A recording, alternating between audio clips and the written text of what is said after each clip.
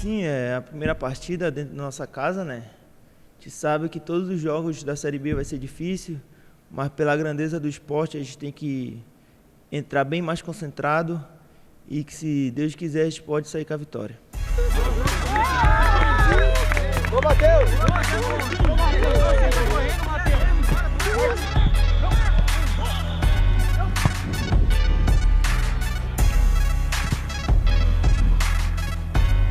Sim, eu acho que a gente tem que pontuar, na verdade, mas dentro de casa com a nossa torcida a gente sempre se torna mais forte e é importante cada jogo pontuar e dentro de casa a gente não pode deixar passar os 3 pontos.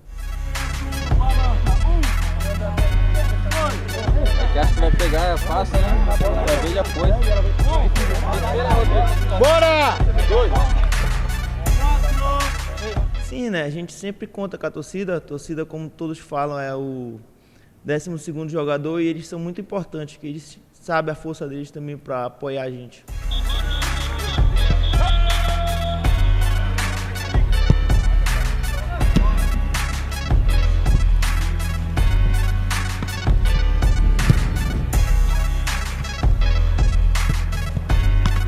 Sim, completar 50 jogos para qualquer jogador é muito importante. Imagine para mim num clube grande, que esse é o Guarani, eu fico muito feliz e espero completar mais marcas importantes para minha carreira.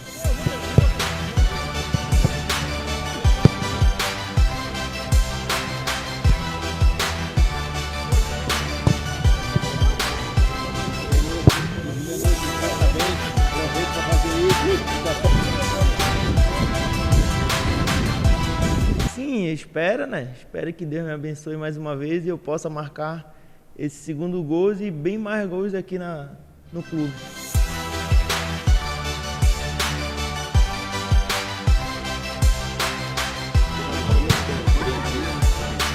Eu acho que o último derby, né? Pela grandeza que é o jogo, o resultado muito importante para nós, é o nosso desempenho. Eu acho que o derby ir contra o Vasco, ano passado, naquele que o Rafael, que merecia muito, pegou aquele pênalti, logo em seguida a gente pôde fazer o gol da vitória.